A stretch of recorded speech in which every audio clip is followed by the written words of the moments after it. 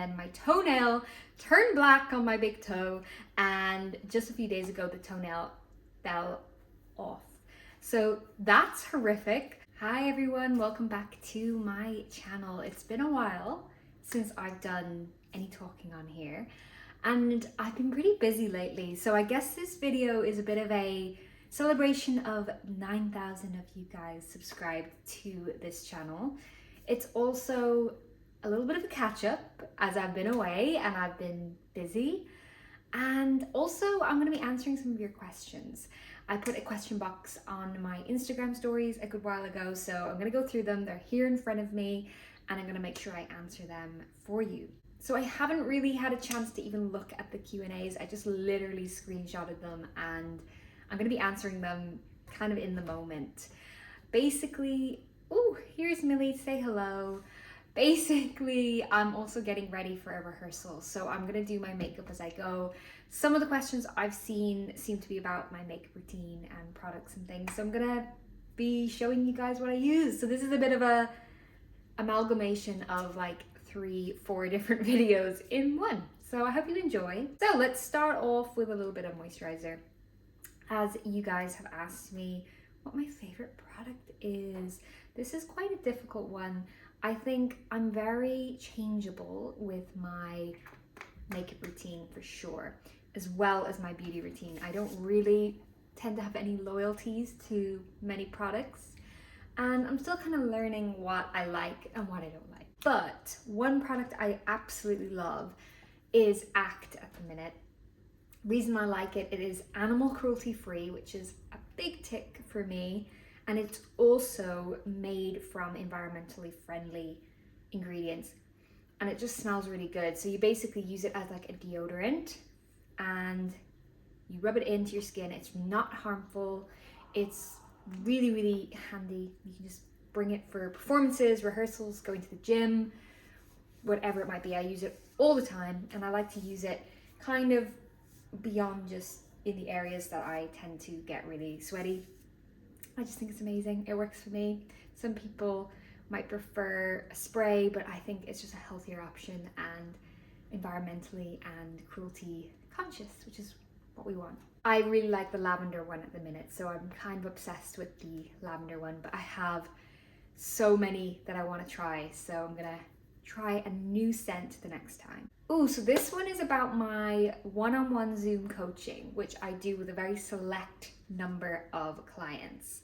I'm obsessed with the new e.l.f. Halo Glow Foundation Concealer. It's so good, and it kind of looks like you're not wearing anything heavy. It's just perfect for my skin, so I'm going to use that.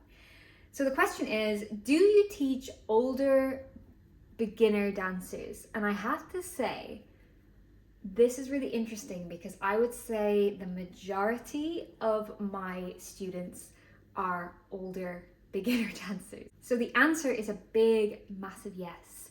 The majority of my clients are above the age of 30, 40 even, and they've maybe done a tiny bit of dance or they've never danced before in their lives.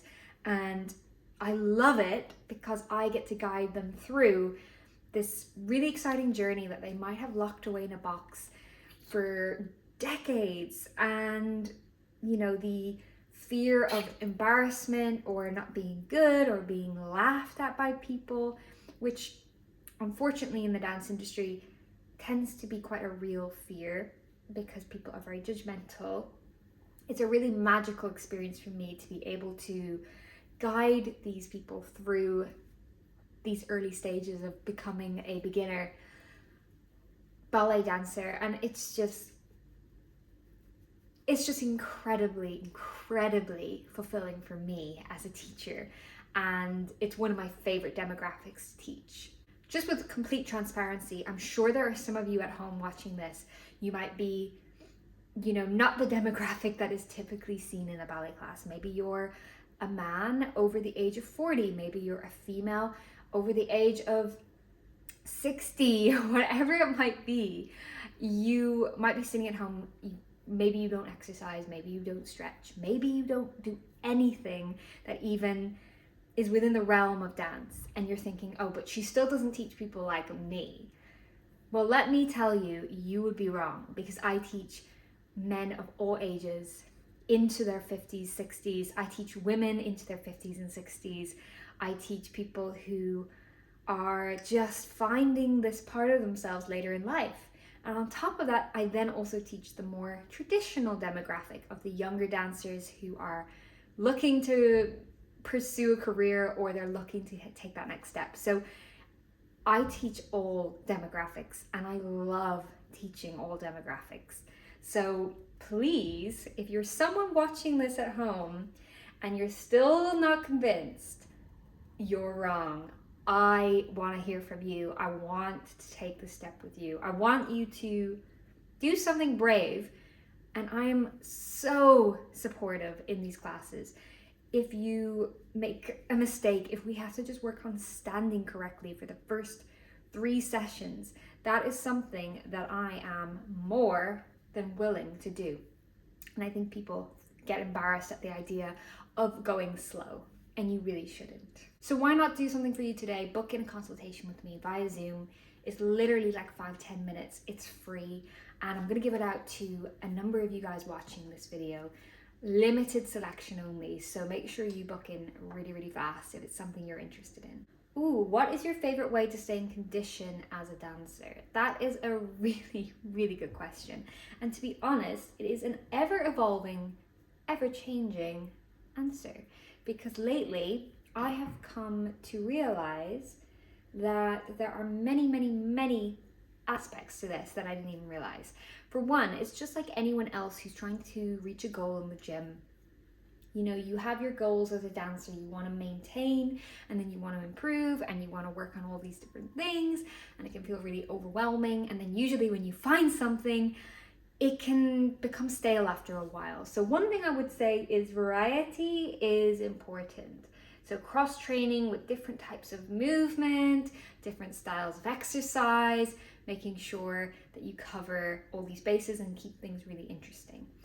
Obviously, going to as many classes is always really beneficial for keeping the technique up, but I do believe that strength training, yoga, Pilates, but I do think strength training and then classes like yoga, Pilates, anything that you are really using your core, you're flowing through kind of dynamic stretches, I think that is all really good for my body personally. But you might find some people who are really flexible and they need to work on strength more than they need to work on maintaining flexibility, and vice versa. You might have someone who's super good at maintaining their strength and they need to work on their flexibility. So it is completely down to the dancer. So personally, I like yoga, I like Pilates, I like taking my own ballet bar here in my home space, I like going to classes, and I like just moving my body, even if it's just going for a walk, even if it's just kind of doing my own stretch. It's just whatever feels right for me that particular day. And I feel that's the only way that I have had success in maintaining my flexibility and my strength and my technique. So give it a try. Don't beat yourself up, and just do what feels right to you. Don't look at Polly, who seems to have everything figured out, because more than likely she is also struggling with the mental side of the pressure, and you just got to do you. I really love this e.l.f. powder, Perfect Finish HD powder. It's really good, and I'm finding it actually goes really well with my stage makeup as well. This one's to do with flexibility, how to get more flexible. This is a really nuanced question, because obviously it depends on what area of the body, depends on what kind of flexibility, depends on what kind of body type you have, and etc, how inflexible you are compared to how flexible you are. I think for me, the main thing is just moving your body in a dynamic stretching situation. So yoga, Pilates, you know, doing your consistent basic stretches. For me, I find the best stretching is for anything that loosens the hips, because usually that allows you to get into other positions to stretch other parts of your body. Tight hips can be quite restrictive, just like the spine. So loosening and limbering the body in those areas is really important. But my main answer, for my own personal thought, is getting a tailored plan for you. So if you watching this at home are thinking, I really need to work on my flexibility in my spine and my hips or my gluteals or my hamstrings, then you need a plan. This is actually something that I offer out to a lot of my dancers in their consultations, or beginners in their consultations. So again, if this is something that interests you, please book in now, because I most definitely want to help you get your flexibility down. So it's just using this sleek palette for contouring and highlighting and blush. I really like it. Ooh, another flexibility one. Oh my God, you guys are crazy for the flexibility today. How do I get my splits? So the splits is, again, really nuanced, really individual to everybody. But if we're talking generally speaking, you have kind of the average level of flexibility and the kind of body type that works quite well with the traditional stretches, I would say it's all to do with consistency and being patient. So not just bouncing in and out of a stretch for 2 minutes. It's really about taking your time. I would say doing your hamstring and hip flexor stretches are a must, working on your glute and hip opening and limbering. And I do have a video on this on my page, so if you want to check that out, I will link that below. But it is just consistency and working to your body slowly without forcing it. Breathing is really important because it helps you to get deeper into the stretches and actually really take your time into it. But yeah, just believe in yourself. It's really possible for you. You might be thinking at home, I can't even touch my toes, let alone think about doing the splits. Well, I guarantee you would really surprise yourself with what you can do with your body. If you just stick to something for 30 days, you're gonna see a huge improvement. And I'm actually thinking of doing a video on this soon, doing a 30-day splits challenge, or at least a 30-day get yourself on track for splits. And if this is something that would interest you, make sure you ask below and I will make sure to get that up for you really soon.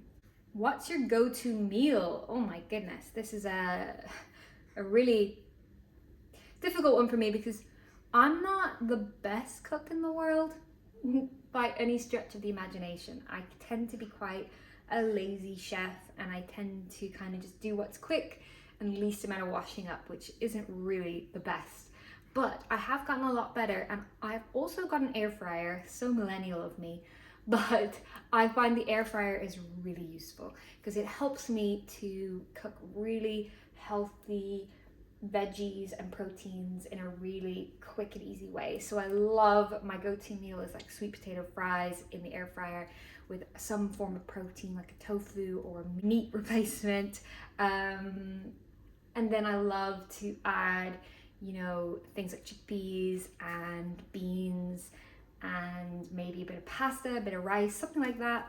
And I find that is a really well balanced meal for me. But I also love making ramen. It's my absolute go-to at the minute. Love ramen. But if we're talking out in a restaurant, I think it would have to be some form of like rice bowl for me, or sushi. I love sushi, and like kimbap, I can't really get enough. So that would definitely be my go-to at the minute. Oh, this is a really good question. How do you stay inspired? I have to say, this is a really challenging one. Millie's back. I think I'm in her seat. I don't think she's very happy with me. I'd have to say, so many cat hairs on my face. Like every 5 minutes is a new one. This is one of the things that I think we don't talk about enough in the dance industry, because I genuinely feel it is one of the most difficult parts of being a dancer, staying inspired and staying on track as to why you want to do this as a career, because it is really challenging, and it can start to become overwhelming, the feeling like everyone else has such an easier ride in their career paths, even though it's probably not true. And we probably all do it with our individual career paths. But I think within the dance industry, that is probably one of the main causes for people to drop out and give up on this career path, is they lose the inspiration, they become very upset with the reality of this industry, and they drop off. And then it's so hard to get back into it when you've decided to step away for a while. So the way that I've stayed inspired is definitely through making sure I take a lot of time off, and I try not to have everything I do in my life revolve around dance. So that is number one. I also try to socialize and work on my life outside of dance, making sure I spend plenty of time with friends and family. I also try to do things like go to music concerts, go to theater shows, musicals, ballets. I try to develop my love of art in general and not have it all be revolving around ballet all the time. I was just using e.l.f. on my eyebrows here again. I'm loving e.l.f. It's also animal cruelty free, so it's a really good one. I also think another way to stay inspired is lead with curiosity. Say yes to things because you're intrigued by them or curious, within reason, obviously. But recently I've been saying yes to things that I would normally have been too scared to do or told myself, it's not possible. And I actually think I've had some of the best experiences in my career ever by being curious and being brave by leading with curiosity. I recently did one of my most favorite contracts for a string of performances in Vienna, and I absolutely loved it. I got to experience a new city, work with some of the most talented people I have ever come in contact with, and they were all just uplifting and wonderful. And on top of that, I got to have an experience like I have never had in my career, and it was just so inspirational, something I will never forget. And I have learned to put yourself out there and go for it, even if you feel like an imposter or you feel scared by the unknown. It's usually a sign you should do it. Advice for a new graduate. Oh my gosh, this is such a big question for me, because when I was a new graduate, I felt very lost. I feel like I didn't have anyone to look up to or to actually ask questions about this crazy industry that we knew so little about before entering into it, which is just crazy. So my advice would be, try not to panic and try not to put pressure on yourself or rush yourself towards your goals, or even put pressure on yourself to have specific goals, because you may not know what you want to do exactly, and you might still be working out what you want out of your career. I think being a fresh graduate is all about being curious, being creative, and going for things, and not necessarily thinking of other people's judgment of you beforehand or letting it mold your career path. You've got to pick what you love, have those experiences so that you can then move forward knowing what you want out of this career. My other piece of advice would be, try not to be hard on yourself if you need to supplement your income or you need to take some time to figure yourself out. Ballet school is very intense, it can be very consuming, it can honestly take a while to kind of rest and recuperate after such an intense experience.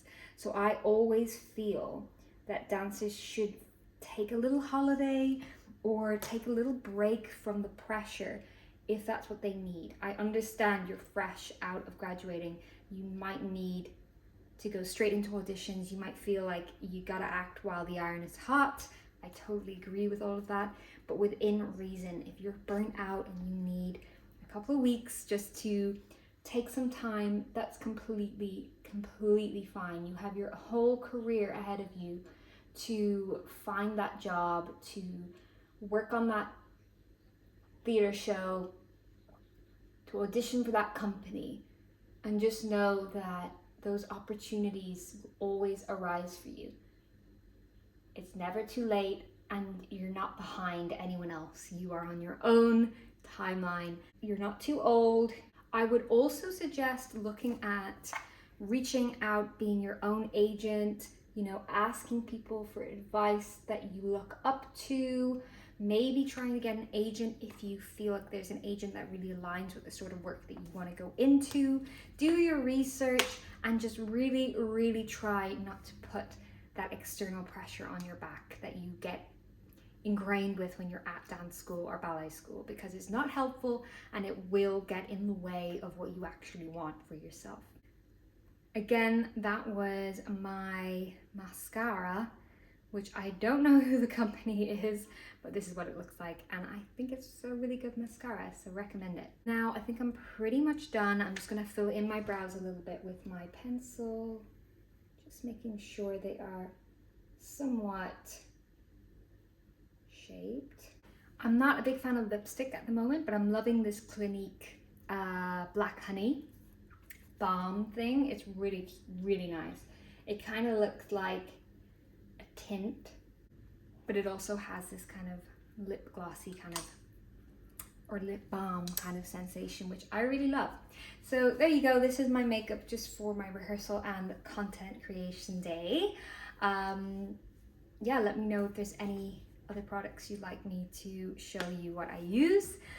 That's the end of my Q&A. Just to fill you guys in a little bit on life recently, I have just been so busy and booked and blessed with some really exciting projects. I've been to Madeira, to one of the most beautiful places I've ever been, with some of the most wonderful performers I've ever been around, and I enjoyed everything about the job.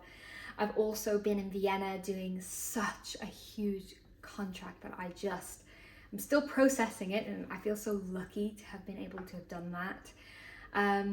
And I've just got loads of other really fun, exciting little things going on. I also, very excitingly, switched point shoes to Merlet from Gaynor Minden. Nothing against Gaynor Minden, I just wasn't getting the support out of the shoe, and I actually ended up losing my toenail after a few days of a really intense rehearsal in Vienna, and the shoes were so wrong for my feet that I thought it was me. I thought, oh my gosh, maybe I just need to push through this pain. And then my toenail turned black on my big toe, and just a few days ago the toenail fell off. So that's horrific. So while I was in Vienna, I quickly tried to find a Gaynor Minden pair that would work. I couldn't find one. I bought another pair, spent so much money on point shoes, and they were just wrong for my feet. And then I found Merlet. They are so good for me right now. They are soft in the right places, they're hard in the right places. They shaped my foot really well. I'll put a video here so you can see. And they shaped my foot really well. As you can see, they just look better on my foot as opposed to what I was wearing before. They just look quite straight, whereas the Merlet really like molds into my arch and supports my foot because of the STM shank, and I'm just in love. These are the Merlet Divas, and I wear a stretchy elastic ribbon. I do a crisscross elastic across the front, and they just work for me. So I'm on a bit of a high, having found the shoe that feels like my forever shoe. It feels really weird to say that because I know I've said it in the past, but it really feels different this time. I'm just feeling really good about these. I also have had so many amazing new clients join me for training. I've had people who are beginners, like I said, in their older, later in life stages, and then also people in their early teens. And I love teaching each and every one of them. They are just so invigorating, so inspiring, and every little thing, whether it's just standing correctly in a posture and holding something in a certain way, or, you know, completing some crazy jump they never thought that they could do, or even just learning how to balance on two legs on demi point. It's just so impressive to see them all reach these milestones so quickly through consistent training with me, and I'm so inspired by you guys, and I love you all so much. I'm also taking on a few more clients, just a couple more of you guys. So if you're watching this is your chance to get in touch with me, and we can, you know, meet, have a discussion for free using the consultation link in my comments below.